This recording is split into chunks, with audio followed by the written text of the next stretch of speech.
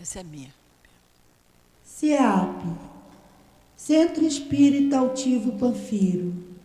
Uma casa de amor. Bom dia a todos, bom dia aos companheiros que nos ouvem de casa.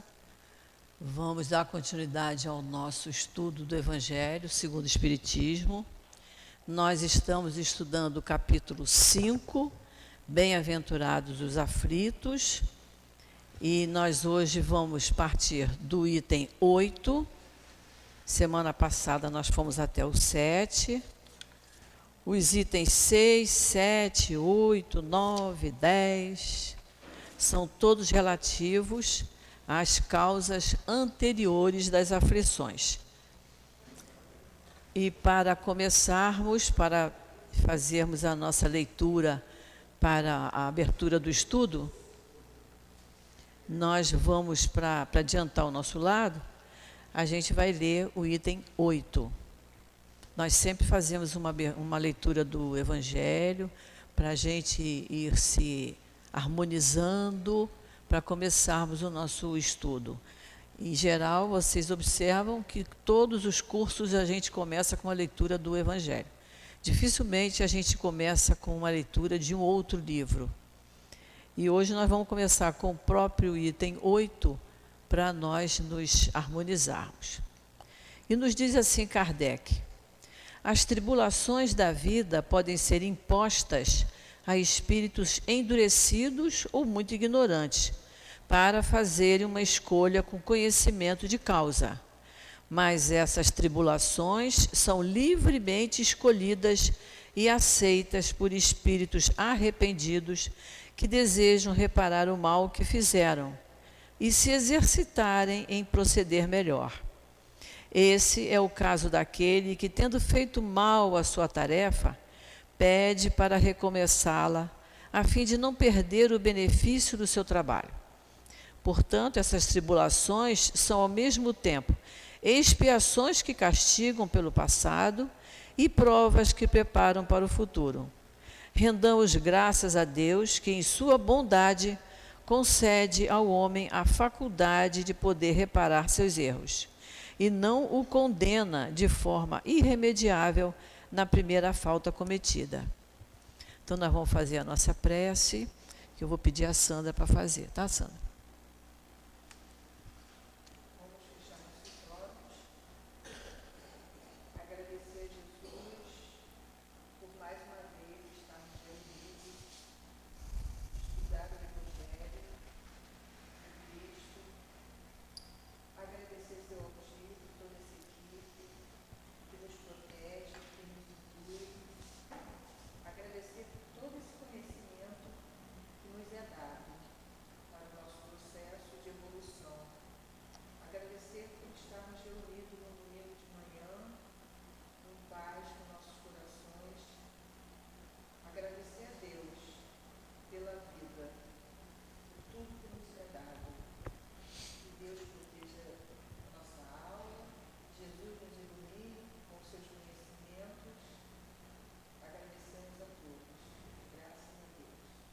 Graças a Deus.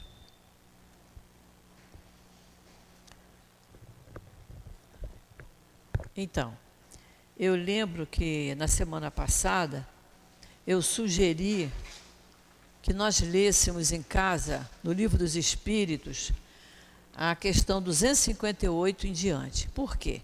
A 258 fala da escolha das provas. E ela nos auxilia muito a entender isso. E por que a gente deve ler isso? Porque todos nós vamos passar por isso. A gente vai desencarnar, vai chegar o momento de reencarnar, e se não formos espíritos endurecidos e rebeldes, como diz aqui o item 8, nós vamos ter o direito de escolher as provas. Por isso que é importante, por isso que eu falei, gente, vamos ler em casa, nas questões 258 em diante, porque elas nos orientam muito com relação a esse assunto.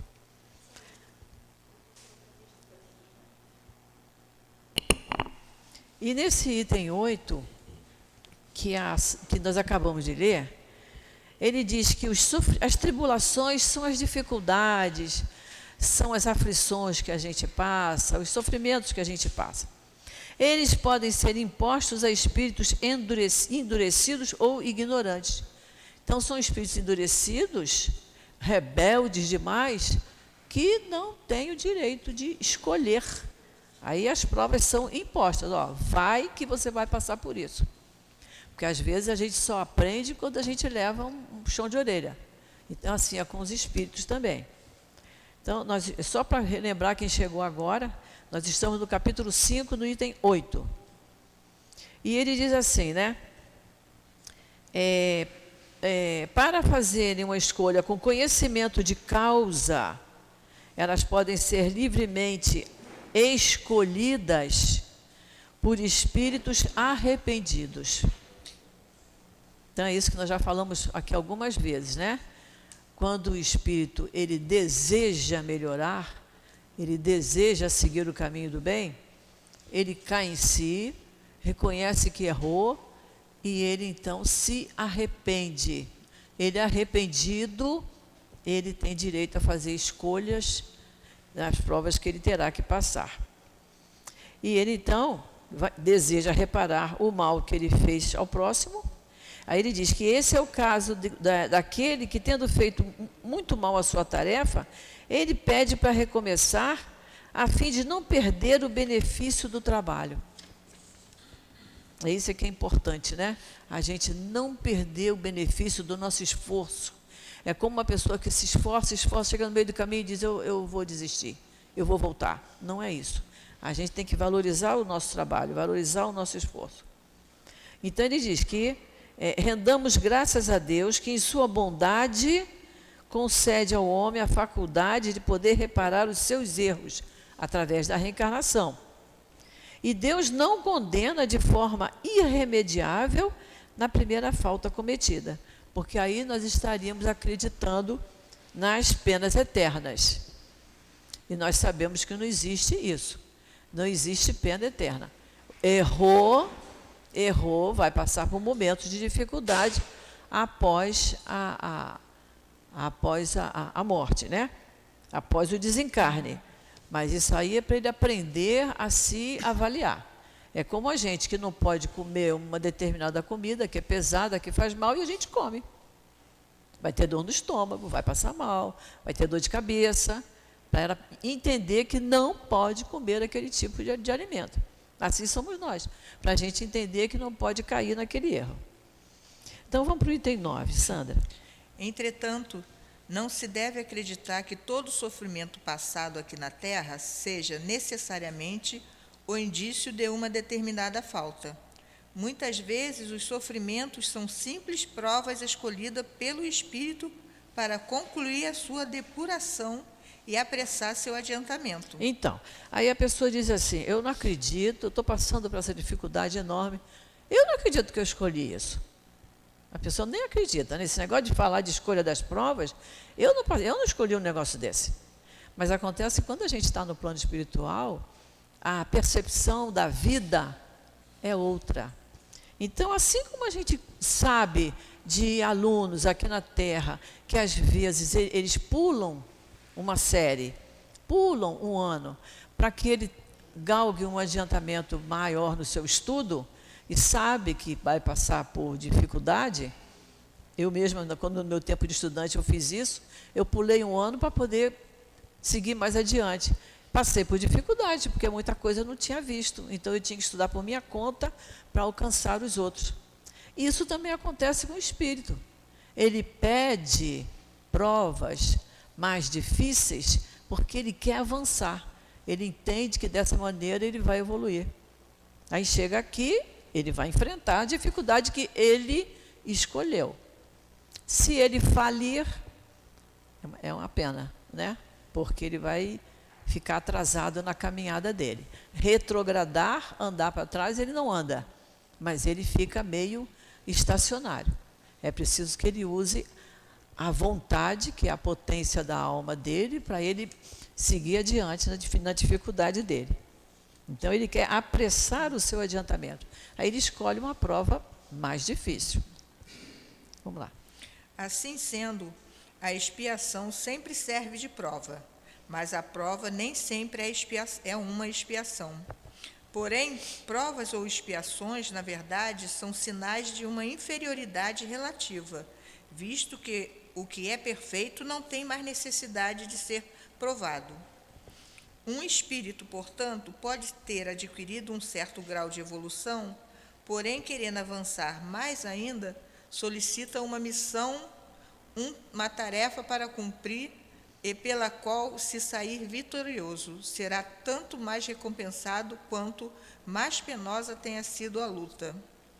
Trata-se mais especialmente dessas pessoas com instinto naturalmente bons, de alma elevada, com nobres sentimentos inatos, que parecem não ter trazido nada de mal em suas existências anteriores e que sofrem as maiores dores com uma resignação cristã, pedindo a Deus para suportá-las sem se queixarem.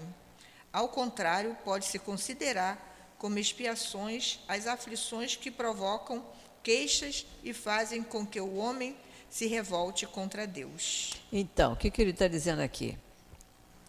Que a expiação sempre serve de prova. Mas a prova nem sempre é uma expiação, porque a prova pode ser escolhida. A expiação, ela é imposta. A criatura, para progredir, tem que passar por uma dificuldade para ela poder abrir os olhos e dizer, por que eu estou passando por isso? Eu vou procurar saber por quê. E vou me melhorar. E quero sair desse atoleiro em que eu me encontro. Então, ele diz isso, né? Na verdade, são sinais de uma inferioridade relativa, visto que o que é perfeito não tem necessidade de ser provado. Mas o espírito perfeito adquiriu a perfeição, ele vai habitar um mundo feliz. E lá ele não vai ter mais necessidade de passar por provas e expiações. Se a gente pegar a escala espírita do Livro dos Espíritos, da questão 100 em diante, a gente vai entender isso. Quando o espírito chega à perfeição, ele vai habitar um mundo feliz e ele não precisa reencarnar mais. Porque a reencarnação é para a gente aprender, é para a gente curar as nossas feridas e reparar o mal que tenhamos feito ao nosso próximo. Se o espírito é perfeito, ele não vai passar por isso, né? Aí ele diz que um espírito pode ter adquirido um certo grau de evolução, mas querendo avançar mais ainda, ele solicita uma missão. E ele diz que trata-se mais especialmente de pessoas com instintos naturalmente bons, de alma elevada, nobres sentimentos, e que suportam as suas dores sem se queixarem. E de quem que a gente lembra aqui? Do Chico Xavier, né?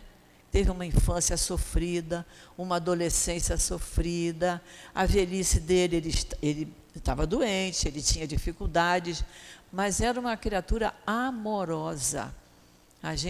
A voz dele era serena, a gente, lembrando do Chico, do que se viu em retrato, do que se viu até em televisão, ou quem viu pessoalmente, sempre uma fisionomia serena, de amor, doente, sentindo dores, mas com resignação. Não é isso? E ele pedindo a Deus para suportá-la sem se queixar. Aí diz, ao contrário, pode-se considerar como expiações as aflições que provocam queixas e fazem com que o homem se revolte contra Deus. Se a pessoa está passando por uma aflição, por uma dor, e ela fica assim, Deus não existe, se Deus existisse, não ia fazer isso comigo, porque eu sou uma pessoa muito boa. Eu não sei porque eu estou passando por isso. Tanta gente aí que devia estar passando e não está passando, essa pessoa se queixa o tempo todo, reclama o tempo todo, ela está perdendo o fruto do esforço dela. Ela está perdendo o fruto do trabalho que ela tem que fazer com o espírito dela. Não é isso? E que a gente, se nós estamos aqui, num planeta de provas e expiações, sujeitos às circunstâncias que nos rodeiam, como a gente aprende lá no Livro dos Espíritos. Nós estamos sujeitos às dificuldades que nosso planeta nos oferece. Não é isso? A gente sai na rua, não sabe o que pode acontecer. Então, a gente tem que estar ligado, prestando atenção, tem que, antes de sair, fazer uma oração, pedir ao nosso anjo da guarda para estar junto da gente, nos amparando, nos protegendo, e temos que resolver Sair, a gente sai. Mas sempre pedindo muito a ajuda do nosso anjo de guarda, dos nossos amigos espirituais. Agora, se sofre uma aflição e se fica se queixando, está perdendo o fruto, está perdendo o objetivo da encarnação, que é para a gente se educar espiritualmente e para a gente evoluir. Vamos lá. É certo que o sofrimento que não desperta lamentações pode ser uma expiação, mas esse tipo de comportamento é um indício claro de que tal expiação foi escolhida voluntariamente e não imposta, sendo também a prova de uma forte resolução, o que é um sinal de progresso. Esse parágrafo, sabe o que ele nos lembra? Os paralímpicos, esses rapazes que participaram das Paralimpíadas, faltando braço, faltando perna, o rapaz que é medalhista, não sei se esse ano ele ganhou a medalha de ouro, eu não estou lembrada do nome dele, que ele não tem os braços, e é muito simpático ele, muito risonho, e ganhou medalha de ouro em natação. Olha o esforço dessa criatura, né? Ele não ficou com a mão no queixo, se lamentando, que Deus não tem pena de mim, por que eu fui nascer assim? Não, ele foi adiante. Então, esses jogos, quando tem a Paralimpíada, é um exemplo para nós. Eles fazem de tudo, eles jogam vôlei, sentado no chão. Eles jogam rodando na cadeira de roda. Eles não estão parados. E temos outros exemplos de pessoas do nosso meio. Nós tivemos na nossa obra social lá do Leon Denis, 2 criaturas cegas de nascença, mas com uma alegria de viver. Uma morava muito longe, não estou bem lembrada de onde ela morava, bem distante de Bento Ribeiro, onde é o centro, e ela vinha lá com a bengalinha dela e sempre muito sorridente.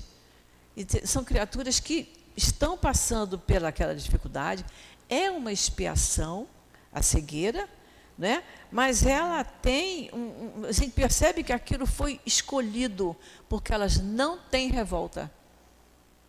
Essa que eu estou falando, que morava muito longe, ela dizia para mim, não é dificuldade, eu só não vejo, mas a minha bengalinha me dá o sinal, e eu encontro sempre muita gente de boa vontade, que me ajuda a atravessar a rua, a chamar o ônibus que eu estou precisando. Quer dizer, ela tem uma vontade, uma compreensão, um amor dentro dela. Então, ela escolheu passar por aquela dificuldade e, com certeza, está sendo aprovada. Olha que salto que dá uma criatura dessa, né? Mas se alguém quiser falar alguma coisa, vamos falar. Item 10. Os espíritos só podem aspirar à felicidade perfeita quando são puros. Qualquer falha que tenham cometido lhes impede a entrada nos mundos felizes. Qualquer falha, por menor que seja, aquela que a gente faz e diz assim, mas olha só, acho que eu não prejudiquei ninguém, não. Também ninguém viu, né? Ninguém viu nada, então tudo bem. Mas você prejudicou o seu espírito, não é? Nós falamos isso na aula passada, ou na outra aula. As leis humanas punem quando você prejudica o seu semelhante. Assaltou, maltratou, espancou, mas a lei humana não pune o que você fez a você. Então, quando a gente comete um erro qualquer, até por pensamento, como nós vamos estudar os pecados por pensamento, você está prejudicando o seu espírito. Então, qualquer falha que você tenha, impede da gente ir para o mundo feliz. São como os passageiros de um navio atingidos pela peste, aos quais é proibido de desembarcar em uma cidade até que tenham se descontaminado. É nas suas diversas existências corporais que os espíritos se libertam, pouco a pouco, das suas imperfeições. É isso aí. A reencarnação é para isso, para a gente ir pouco a pouco. A gente sabe que pessoalzinho de cabelo branco ainda tem uma porção de defeito, então tem que voltar, porque não aprendeu tudo, não é? Se só houvesse uma encarnação, a gente quando tivesse nessa idade aqui, estava beleza, era um santinho, mas não é verdade. Nós conhecemos e sabemos que isso não acontece. Então, por isso que a gente tem que ir reencarnando para aprender, para se melhorar, para chegar à perfeição. As provações da vida, quando bem suportadas, fazem progredir. Como expiações, elas apagam as faltas e purificam. São o remédio que limpa a ferida e cura o doente. Quanto mais grave é o mal, mais enérgico deve ser o remédio. Portanto, aquele que sofre muito deve dizer que tinha muito a expiar e se alegrar por ser curado em breve. Depende dele, pela sua resignação, tomar esse sofrimento proveitoso, não perder seu fruto como lamentações, sem que ele teria que recomeçar. Se ele continuar se lamentando, vai recomeçar, porque não aprendeu, né? Não teve resignação. O que é a resignação? É a compreensão do que a gente está passando. Isso aqui que ele diz, que, portanto, aquele que sofre muito deve dizer que tinha muito a expiar, e se alegrar por ser curado em breve. Isso é muito bom para nós, a gente tem que perceber isso, a gente tem que entender isso. Nós somos espíritos imperfeitos. Pelas nossas teimosias, nós somos espíritos rebeldes. Então, nós temos que passar por dificuldades para a gente raciocinar, para melhorar. Porque quando a gente está assim, imagina a gente assim numa tarde de domingo, envolto de amigos, da família, todo mundo lá comendo seu bolinho, tomando sua Coca-Cola. A gente está preocupado assim com as dificuldades da vida? A gente está bom, aberto, o ambiente está alegre, não está? Quando é que a gente se preocupa com as dificuldades da vida? Quando a gente liga a televisão que vê uma notícia ruim, como a gente vê agora sobre guerra. Quando a gente recebe a notícia de um parente que está doente, que está mal. Quando a gente sente uma dor que tem que correr para o médico. É nesse momento que a gente se preocupa. Então, que a gente esteja sempre ligado no momento em que a gente está passando. Então, se de repente eu paro, fecho meus olhos e não estou sentindo dor nenhuma, eu tenho que agradecer a Deus por aquele momento que eu estou passando. Não é isso? Porque esses momentos são raros, que às vezes a dor não é em mim, no meu corpo, mas é no meu próximo, que me entristece também. Então, é isso que nós temos que prestar atenção. Então, nós acabamos de ver a questão das causas anteriores das aflições. Esse capítulo é grande porque é muito importante. Nós temos muitas aflições. Então, Kardec analisa ponto por ponto. Analisamos as causas atuais, as coisas que a gente faz nesta encarnação e que ainda fazemos hoje. Analisamos as causas anteriores, que é para responder aquela pergunta: eu não fiz nada de errado, não sei por que eu estou sofrendo. É porque tem causa anterior, né? E aí, agora, nós vamos analisar o esquecimento do passado. Que muita gente diz assim, sabe que esse negócio de esquecimento do passado, eu acho muito esquisito, porque se eu soubesse o que eu fiz na outra encarnação, eu ia me consertar rapidinho. É verdade isso? Não é, não é? E o Kardec mostra isso para a gente, olha, quem quiser anotar, Livro dos Espíritos, questão 392 em diante, que ele vai falar do esquecimento do passado. Ele pergunta, por que perde o espírito encarnado a lembrança do seu passado? E isso é muito bom da gente analisar, porque isso acontece. E a gente precisa saber. Nós, espíritas, temos a grande oportunidade, não é privilégio, é a grande oportunidade de saber o que a gente pode passar após o desencarne. Que o medo que muitos têm de morrer é porque não sabe o que acontece, como diz o Evangelho, após a noite do túmulo. Não é isso? A pessoa não sabe o que vai acontecer. Não sabe se morreu, acabou, não tem mais nada, eu não vou ver mais ninguém, não sabe se vai para um lugar muito ruim. Tem gente que tem a ilusão que morreu, entregou a alma a Deus e foi para o céu. Chegar lá, não achou o céu. Olha aqui, é uma decepção. E nós, espíritas, temos essas notícias que nos ajudam e que nos fortalecem e que nos esclarecem. Então, vamos ver aqui a questão do esquecimento do passado. Inutilmente se faz objeção ao esquecimento do passado como um obstáculo para que se possa aproveitar a experiência de existências anteriores. Se Deus considerou conveniente lançar um véu sobre o passado, é porque isso deve ser útil. Olha só, a gente até devia trocar o deve pelo é, né? Que se Deus considerou conveniente lançar um véu sobre o passado, é porque isso é útil. E aí nós vamos entender por quê. Realmente, essa lembrança teria inconvenientes muito graves. Ela poderia, em certos casos, humilhar muito ou então estimular o nosso orgulho e, dessa forma, obstruir o nosso livre-arbítrio.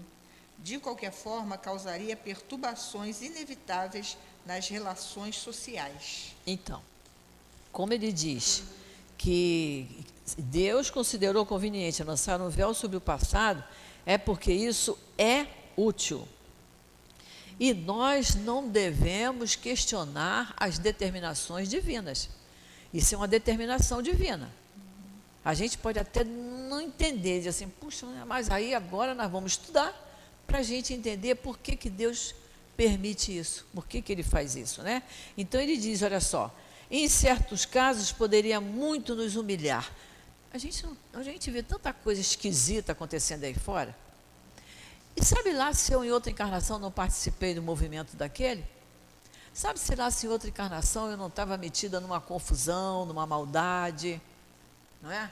E aí Deus, que é bom, que é Pai misericordioso, permitiu que eu nascesse numa família com pai, mãe, que eu estudasse, que eu conhecesse a doutrina espírita. Olha quantas oportunidades Deus me deu, não é isso? Mas se eu estou reencarnada nesse mundo é porque eu tenho cá muitas dificuldades, minhas rebeldias, muitas imperfeições e que eu estou, graças a Deus e graças à doutrina espírita, eu estou tentando dar uma limpada aqui na minha barra. Então ele diz, se eu soubesse de alguma coisa ruim que eu fui, isso podia me humilhar, né? E aí, se as pessoas, meus amigos, parentes soubessem, eu dizer, não acredito que você fez isso na outra encarnação. Puxa, e agora está aqui, do meu lado, não é? Olha só. E ele diz que também poderia estimular o nosso orgulho, porque é muito interessante. Já viu uma época que as pessoas procuravam muito isso. Eu acho que hoje melhorou um pouco. Mas as pessoas procuravam cartomante, não sei lá o quê. Aí a pessoa assim, você foi uma princesa na outra encarnação. E por que que nessa eu tive que vir ralando, passando, cozinhando? Por quê? Por que que eu fui princesa?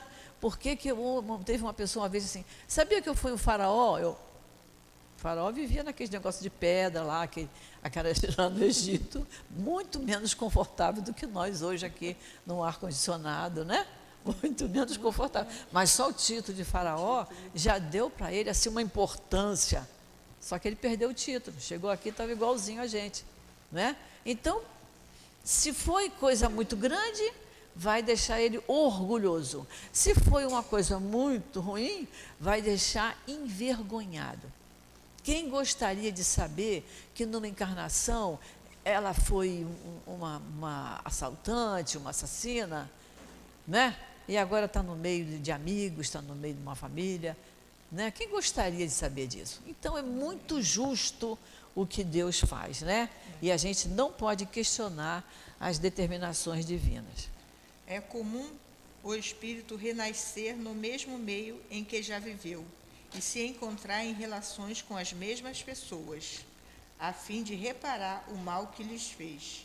Se reconhecesse nessas pessoas aqueles a quem a vida havia odiado, talvez seu ódio reaparecesse e, de qualquer forma, ficaria humilhado diante das pessoas que tivessem ofendido. Não é? É isso aí que nós estamos falando, né? Se ele reconhecesse no seu meio aquele que lhe prejudicou, como é que ia olhar? E se a gente, ao ter o nosso filhinho, o nosso bebê, bota ele no colo e diz, foi ele que fez assim, assim. Como seria isso? Não é? Como seria isso? Como seria a nossa reação? Como amar uma pessoa que vê, porque ele diz aqui, ó, a fim de reparar o mal que lhes fez. Você vem, às vezes, uma mesma pessoa, o que a música fala? A pessoa é a ovelha negra da família. A pessoa diz assim, nem parece que é da mesma família, porque é completamente diferente. Mas se veio diferente, é porque precisava aprender alguma coisa com aquela família. E aquela família precisava aprender o quê? Paciência, tolerância, compreensão e a vontade de ajudar aquele espírito a progredir. Olha como isso é bom da gente saber, né?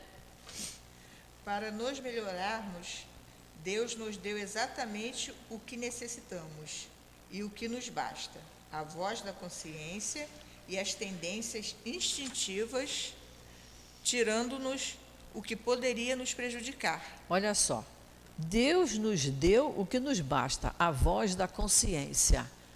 E onde é que estão escritas as leis de Deus? Na consciência. Por isso que a gente sabe exatamente quando está pensando errado, quando está revidando com palavras erradas, quando está agindo errado, a gente sabe que está fazendo a coisa errada. E às vezes até a gente diz assim, eu sei que eu não devia fazer isso, mas eu vou fazer. O que é isso? Isso é a rebeldia, isso é a nossa inferioridade. Sabe que não pode fazer, porque a consciência está lá piscando ou aqui, não sei, cada um bota a consciência onde achar que deve. Ela está lá, não faça isso, não revide, não discuta, mas a pessoa insiste porque ela quer ter a última palavra, não é? Então, nós temos a voz da nossa consciência, mas temos as nossas tendências instintivas. O que é isso? É aquilo que a gente traz com a gente. A gente, quando desencarna, leva aquelas duas malas, né? A mala de coisas boas e a mala de coisas erradas que fez. A de coisas boas são conquistas. A gente traz, quando reencarna, essa mala de conquistas boas, que você vai precisar delas para usar. E as de coisas erradas, você traz para você reparar, para você aprender a se desvencilhar daquilo que é errado. Então, essas malas são as nossas tendências. E ele diz, tirando-nos o que poderia nos prejudicar. Porque a cada reencarnação, a gente progride um pouquinho mais. E a gente vem com discernimento, a gente vem com livre-arbítrio, que são critérios, são meios que Deus nos oferece para que a gente aprenda a agir. Para que a gente aprenda a tomar as decisões acertadas, para que a gente aprenda a fazer escolhas melhores na nossa vida, né? Não é dizer assim, eu vou fazer assim e vou ver que bicho vai dar. Não, a gente não pode mais fazer uma coisa dessa. Ao nascer, o homem traz o que adquiriu. Não é que nós falamos? Ao nascer, o homem traz o que adquiriu. Olha ele voltando com as duas malinhas dele. Não, o que ele adquiriu. Nasce como se fez. Nasce como se fez. Olha só, a gente é que constrói a nossa vida. A gente é que constrói a nossa trajetória, né? Então, através das nossas conquistas, dos nossos aprendizados, nós é que vamos nos construindo. Ou seja, nós vamos elaborando cada vez mais, lapidando o nosso espírito cada vez mais. Deus nos dá esta oportunidade através da reencarnação, através da nossa consciência, não é? Só não usa a consciência quem tem algum problema mental. A consciência está lá, só que ela está embutida, ela está guardadinha. No momento em que ele termina aquela expiação dele, em que ele veio com uma doença mental e que ficou ali tendo que ser cuidado sempre por alguém, sem condições de se cuidar, né? No momento em que ele se livra daquela expiação, a consciência dele torna a voltar a funcionar. Cada existência é para ele um novo ponto de partida. Pouco lhe importa saber o que foi. Se é punido, é porque praticou o mal. Suas más tendências atuais são o indício do que falta corrigir em si mesmo. E é sobre esse ponto que ele deve concentrar toda a sua atenção. Porquanto, do que foi completamente corrigido, não resta nenhum vestígio. As boas resoluções que tomou representam a voz da consciência que o adverte sobre o que é bem ou o mal e lhe dá forças para resistir às más tentações. As más tentações. Então, olha aqui, ele diz aqui, ó, se ele é punido, é porque praticou o mal. Todos nós somos punidos por aquilo em que pecamos. Está no Evangelho, está no Livro dos Espíritos. Suas más tendências são indício do que falta corrigir em si mesmo.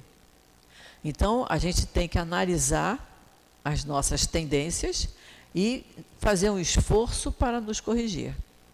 Lá no capítulo 17, Kardec bota lá, reconhece-se o verdadeiro espírita pelo esforço que ele faz em se melhorar. É esforço, gente, não é melhorar de hoje para amanhã. Entrei na casa espírita, agora eu já sou, beleza. Já fiz o Livro dos Espíritos, já fiz Evangelho, Livro dos Médiuns, estou bom demais. Agora eu vou morrer e vou reencarnar no mundo feliz. Não. Leva um tempinho isso aí. A gente tem que fazer esforço. Nós não estamos fazendo um esforço de estar aqui hoje, não é? A gente não fez um esforço, quem veio ontem para a reunião pública, quem vem quarta-feira, quem vem trabalhar sexta-feira na mesa mediúnica, quem vem trabalhar na obra social no sábado de manhã, quem vai ao mercado fazer uma compra e traz alguma coisa para a nossa casa. São esforços que a gente faz que Deus vê e nos abençoa. Mas a nossa vida é de esforço. Quem está aqui achando que está veraneando, está perdendo tempo e não progride, não sai da mesma fase, né? O esquecimento do passado, aliás, só se faz presente durante a vida corporal. Voltando à vida espiritual, o espírito recupera a lembrança do passado. Trata-se, portanto, de uma interrupção momentânea, como a que acontece na vida terrestre, durante o sono, a qual não nos impede de lembrar, ao acordarmos no dia seguinte, o que se fez na véspera e nos dias anteriores. Então, ele fala que o esquecimento do passado só se faz nessa vida. Nós estamos aqui encarnados, não sabemos o que fizemos no passado. Ao desencarnarmos, passarmos para aquele períodozinho de perturbação, não é? Que é muito normal, a gente sabe que isso acontece. É como se a gente dormisse aqui e acordasse, não sei, lá em Nova Iguaçu. Por que eu estou aqui? Até você acordar, abrir os olhos e se achar, é assim também no desencarne. Você vai aparecer num ambiente diferente ao que você estava aqui. Dependendo das qualidades que você já adquiriu, você pode ser recebido. Mas mesmo assim você vai ser recebido por alguém querido que já desencarnou. E você vai dizer assim, você por aqui? Então eu também estou igual a você. Eu também morri. Não é? É isso que pode acontecer. Mas ele pode ser recebido por alguém que venha, alguma pessoa querida que venha recebê-lo, né? Aí ele diz, voltando à vida espiritual, o espírito recupera a lembrança do passado. E aí, como eu falei para vocês, da questão 392 em diante, nós vamos entender isso muito, muito bem. Façam isso em casa.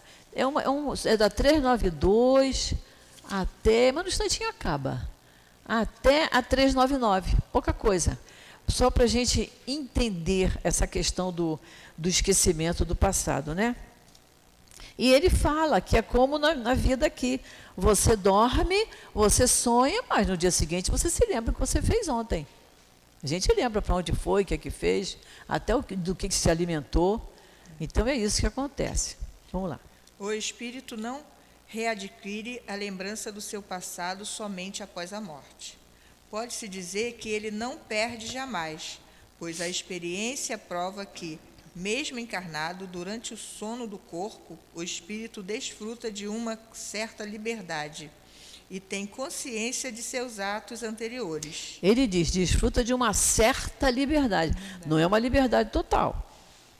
Não é uma liberdade. O espírito se desprendeu, foi na hora do sono, mas não é uma liberdade total, é uma certa liberdade. Sabe. Verdade. Sabe por que sofre. Sabe por que sofre e que sofre justamente. A lembrança só se desfaz durante a vida exterior de relação. Mas na falta de uma lembrança precisa, que poderia ser-lhe penosa e prejudicar suas relações sociais, ele adquire novas forças nesses instantes de emancipação da alma e se souber aproveitá-los. Se souber aproveitá-los. Se souber aproveitá-los. Por isso que nós aqui no Evangelho, nosso aqui no capítulo 28, que é o capítulo das preces, tem a prece que nós devemos fazer antes de dormir, porque é preciso que a gente se relaxe, se acalme, pense em Deus, lembra que nosso anjo da guarda está sempre junto de nós e pedir a Ele para ter uma noite de sono repousante, que a gente se encontre com espíritos amigos, espíritos queridos, que possam nos intuir, nos ajudar a tomar boas resoluções na nossa vida. É isso que a gente precisa fazer antes de dormir. A gente tem que ter muito cuidado com o que a gente vê à noite, né?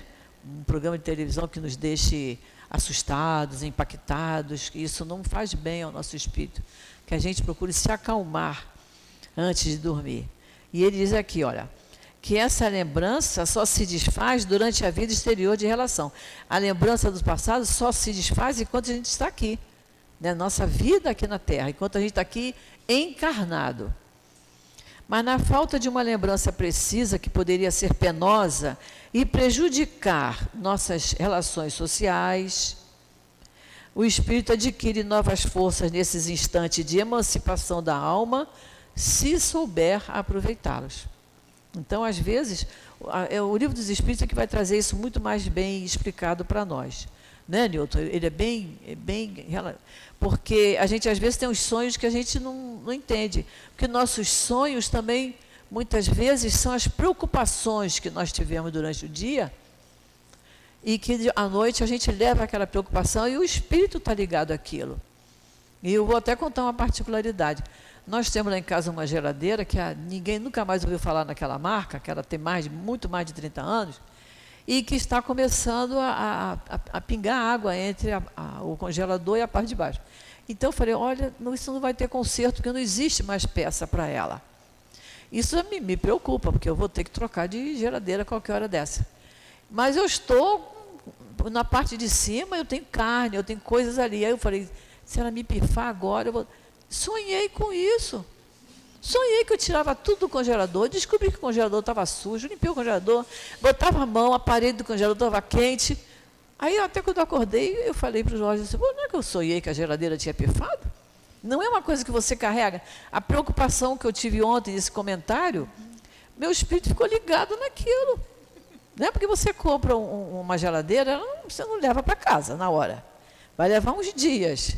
E se ela pifar, eu tenho que estar meio preparado. Olha a preocupação de perder os alimentos que eu já fiz, que estão prontos no congelador, perder meu trabalho ali.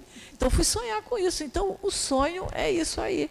São as reminiscências do que a gente passou durante o dia e que a gente se preocupou.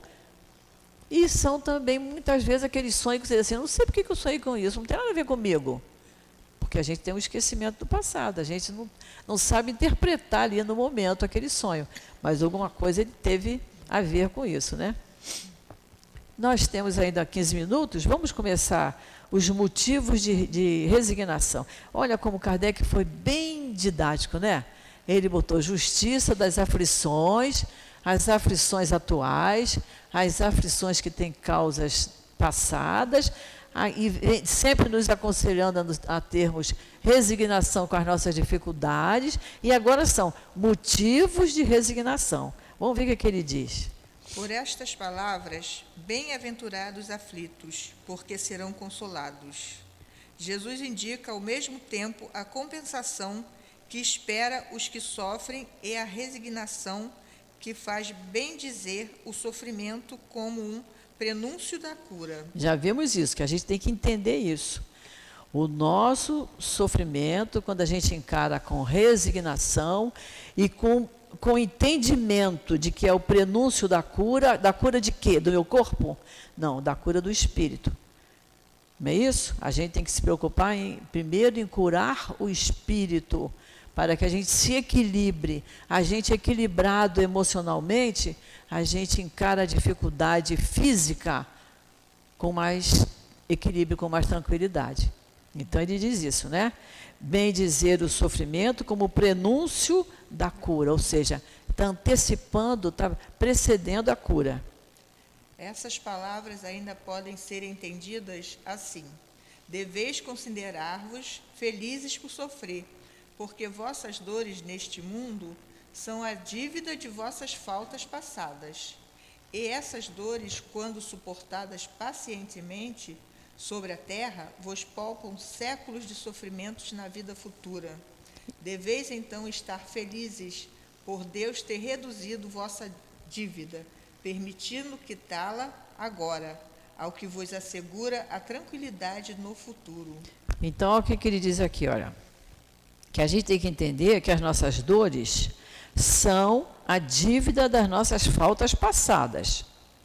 E que essas dores, quando são suportadas pacientemente, ou seja, com resignação, com entendimento, elas nos poupam muito tempo de sofrimentos aqui na Terra.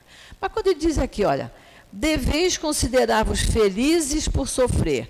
Muita gente que não é espírita não entende isso. Muita gente diz assim, o espírita acha que para ser feliz tem que sofrer.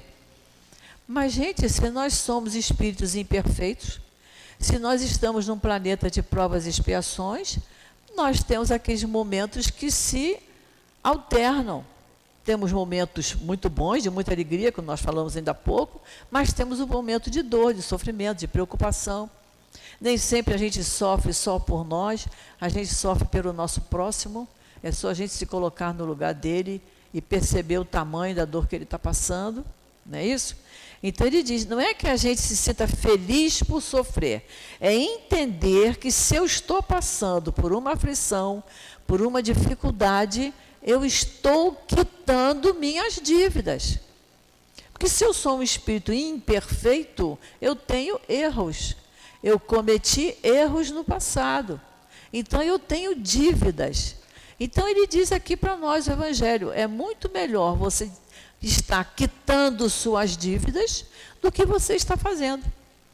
Então eu tenho que me preparar, eu tenho que me acalmar, me equilibrar, aprender a fazer escolhas melhores para não fazer mais dívidas. Senão eu não acabo nunca de quitar isso. O homem que sofre assemelha-se a um devedor que deve uma grande importância e a quem o seu credor diz: se me pagares hoje mesmo a 100ª parte do que me deves, eu te darei a quitação do que resta, e serás livre. Então, olha só, se me pagares hoje mesmo a 100ª parte do que me deves, se eu passo por uma dor, por uma aflição, mas eu passo com resignação, eu já estou pagando uma parte do que eu devo. E aí os nossos amigos espirituais dizem assim, olha só, ela está sabendo enfrentar a dificuldade dela. Ela está sendo resignada. Então, vamos diminuir, não precisa passar por aquele sofrimento tão grande, vamos diminuir um pouco o sofrimento dela, porque ela está sendo resignada. Agora, se eu passar pelo sofrimento, como nós comentamos, reclamando o objetivo de Deus com relação a nós, eu vou ter que passar por aquele sofrimento bem grande para ver se eu aprendo. Então, é o que ele está dizendo aqui. Se me pagares a 100ª parte do que me deves, ou seja, se você pagar uma parte, se você sofrer uma parte do que você precisa sofrer, com compreensão, com resignação, você fica quitado. Se não o fizeres, eu te perseguirei até que tenhas pago a última parcela da tua dívida. O devedor não se sentiria feliz por submeter-se a toda espécie de provações para se libertar de uma dívida, pagando somente a 100ª parte do que deve? Em lugar de se queixar do credor, não lhe agradeceria? Não é isso? Não é isso que está nos ensinando a passar pela dificuldade com compreensão, com resignação, sem se queixar, Porque é muito desagradável. Pessoas que só sabem se lamentar, se queixar, se lamentar, elas estão perdendo o fruto do esforço que estão passando. O fruto do sofrimento que está passando vai ter que reiniciar. Então, a gente está aprendendo isso, que a gente aprenda realmente isso. Isso é importante, a gente entender e aprender, porque isso é bom para o nosso espírito, para a nossa evolução.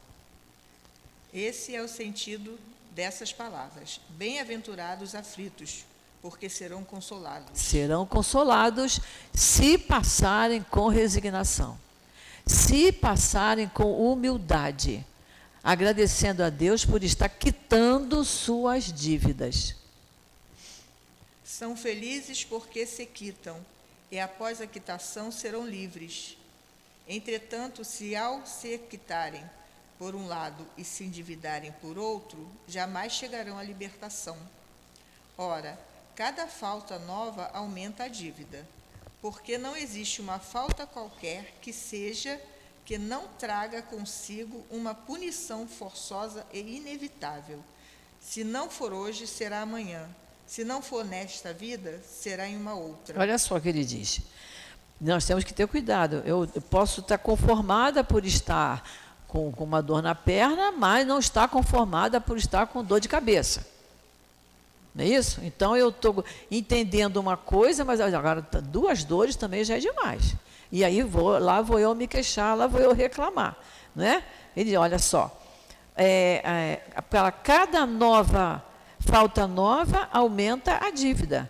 Porque não existe uma falta qualquer que seja, que não traga consigo uma punição forçosa e inevitável. Forçosa e inevitável. Nada passa despercebido aos olhos de Deus. E se não for hoje, será amanhã. Se não for nessa vida, será em outra. É o que nós estamos aprendendo aqui no capítulo 5. E entre essas faltas... pode continuar. Entre essas faltas, é preciso colocar, em primeiro lugar, a insubmissão à vontade de Deus. O que é você ser insubmisso à vontade de Deus? Hein? O que é a gente ser... Fala, Guilherme. O que é a gente ser insubmisso à vontade de Deus? Não reconhecer as leis de Deus. É aquilo que nós falamos aqui quando nós vimos o esquecimento do passado, que as pessoas ficam desacreditando disso, questionando. Mas é um absurdo eu não me lembrar o que eu fiz, porque se eu me lembrasse, eu ia me corrigir, e aí sabe que não é verdade. Precisa questionar, e não é questionar, é saber quais são as leis e ser submisso à vontade de Deus, né? Ser seguidor da vontade de Deus, ser obediente. Portanto, Nilton. Uma pessoa me perguntou hoje na aula de manhã, se eu tenho livre-arbítrio, por que eu não posso me matar? Tá vendo? Insubmissão à lei de Deus.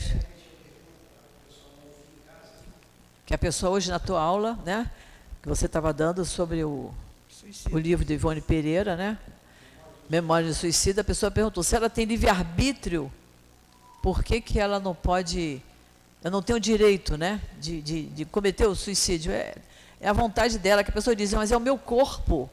Ela só está pensando no corpo, né? Isso é o desconhecimento de uma lei divina. Ele que sabe o momento da gente chegar e da gente partir. Nós temos que entender isso, né? É o amor de Deus para nós. E se ele é pai, é bom, misericordioso, eu não tenho que questionar. Então, vamos lá. portanto, se lamentarmos as aflições, se não as aceitarmos com resignação e como algo que merecemos, se acusarmos a Deus de usar de injustiça, contraríamos uma nova dívida, que faz com que percamos o benefício que se poderia retirar do sofrimento. Eis porque é preciso recomeçar exatamente como se para um credor que nos atormenta pagássemos algumas cotas da dívida, enquanto que a cada pagamento lhe pedíssemos novos empréstimos. Aumentando a dívida. Vamos. Ao entrar no mundo dos espíritos, o homem ainda é como o trabalhador que se apresenta no dia do pagamento. A uns o patrão dirá: eis aqui a paga pelos seus dias de trabalho. A outros, felizes da terra, aqueles que viveram na ociosidade, que colocaram sua felicidade na satisfação e no amor próprio e dos prazeres mundanos, ele dirá: a vocês não há nada para pagar, porquanto já receberam seu salário na terra. Vão e recomecem sua tarefa. Olha que coisa interessante, né? Quando ele diz aqui, aqueles que, os felizes da terra, né? Aqueles que tiveram todas as regalias possíveis, materiais, né? Que viveram na ociosidade, que colocaram a sua felicidade na satisfação do amor próprio e dos prazeres mundanos. Aquela pessoa que diz assim: eu vivo intensamente, eu vivo o meu presente, eu faço tudo que eu tenho direito. A gente não conhece pessoas que dizem isso, né? Você tem que fazer tudo que você tem direito, aproveita a vida é curta. Então aproveita. Aí, quando chegar lá, ele vai dizer: a vocês não há nada a pagar, porquanto vocês já receberam o seu salário na terra. Eram felizes da terra, tinham tudo, né? Mas agora vocês vão e recomecem a tarefa, porque ninguém veio aqui veranear. A gente veio aqui para aprender, não é? O objetivo da reencarnação é isso, é a gente aprender para evoluir. E quem veio para cá e teve uma existência morna, né, só aproveitando os prazeres do dia a dia, os prazeres mundanos, né, sem pensar em Deus, sem pensar que ela tem um espírito, que ela tem que pensar nele primeiro, vai ter que retornar e recomeçar a tarefa. Vamos ver o 13? Vamos. O homem pode abrandar ou aumentar o amargor das suas provas, pela forma com que encara a vida terrestre. Quanto mais longa lhe parece a duração do seu sofrimento, mais sofre. Aquele que se coloca sob o ponto de vista da vida espiritual compreende com um olhar a vida corporal. Ele a vê como um ponto no infinito, entende a sua brevidade e diz que esse momento penoso passa bem rápido. A certeza de um futuro próximo, mais feliz, sustenta e o encoraja, e em vez de se lamentar, agradece as dores que o fazem avançar. Para aquele que, ao contrário, nada vê além da vida corporal, essa lhe parece interminável e a dor cai sobre ele com todo o seu peso. O fato de encarar a vida sob um ponto de vista espiritual resulta na diminuição da importância das coisas terrenas, levando o homem a moderar seus desejos e a contentar-se com a sua posição sem invejar a dos outros e atenuar as impressões morais dos reveses e decepções que venham a passar. Desta forma, o homem ganha uma calma e uma resignação tão úteis à saúde do corpo quanto da alma, enquanto que pela inveja, o ciúme e a ambição ele se submete voluntariamente à tortura, aumentando assim as misérias e as angústias da sua curta existência. Então, Kardec aqui nesse item 13, ele está se referindo ao ponto de vista, né? Há pessoas que têm um ponto de vista formado, você chega e diz: olha só, mas a gente tem que entender que a vida não é isso. Não, mas eu penso assim e não vou mudar. Ela não muda o ponto de vista dela, por orgulho, por vaidade, e é uma imperfeição da alma, né? E ele diz que se você, sob o ponto de vista da vida espiritual, você compreende a brevidade da sua vida aqui, e que isso aqui é um preparo sempre para a nossa vida futura, e que eu tenho que agir da melhor forma possível para que eu tenha uma vida mais equilibrada futuramente. E ele diz aqui, olha só, dessa forma o homem ganha uma calma e uma resignação tão úteis à saúde do corpo quanto à da alma. Quando a gente procura estar resignado, a gente procura ter calma, a gente se acalma, a gente melhora a saúde do corpo. E isso tem tratamentos, no momento não lembro o nome, mas faz relaxamento, a yoga, outras coisas. Você está sentindo alguma dor? Se você deitar e relaxar completamente, aquilo suaviza. Agora, se você estiver com a dor de cabeça, você ficar com a mão na testa, esfregando a testa, muito cedo, a dor de cabeça não passa, aquilo parece que vai aumentando, aumentando, aumentando, porque você está desesperado. Então, ele diz que o homem ganha uma calma e uma resignação tão úteis à saúde do corpo, ele relaxa, ele se acalma, quanto à saúde da alma. Porque você está compreendendo. Você está com aquela dor por algum motivo. Mas se eu tenho remédio, se eu tenho condições de ter remédio, se eu tenho condições de ir ao médico, eu tenho sempre que olhar para o lado, porque tem aquele que está com a mesma dor que eu e não tem condições de ir ao médico. Não tem dinheiro para o remédio. A gente tem sempre que fazer essa comparação. Se eu tenho essa facilidade de ligar para o médico, ligar para uma clínica e, olha, eu queria marcar uma consulta. Eu tenho que me lembrar que tem muita gente que não tem essa oportunidade, não tem essa facilidade. Enquanto que pela inveja, o ciúme, a ambição, ele se submete voluntariamente à tortura, aumentando assim as misérias e a angústia da sua existência. Se ele tiver inveja, se ele ficar sempre se comparando com alguém, achando que o outro tem uma vida maravilhosa que eu não tenho, porque eu merecia ter, ele não merece e tem, não vai resolver o meu caso nunca. Muito pelo contrário, eu vou trazer um desequilíbrio à minha parte física e ao meu espírito, né? Então, inveja, ciúme, ambição, só serve para aumentar a sua tortura, o seu sofrimento. E é isso que nós temos que entender. Olha só, para a semana que vem vai ficar o suicídio e a loucura. Bem de acordo com... Vai todo mundo assistir a aula do Newton e depois vai emendar no Evangelho. Nós vamos, que é o assunto nosso de domingo que vem, certo? Do item 14 em diante, tá? Então vamos fazer a nossa prece, para nós encerrarmos aqui a nossa aula.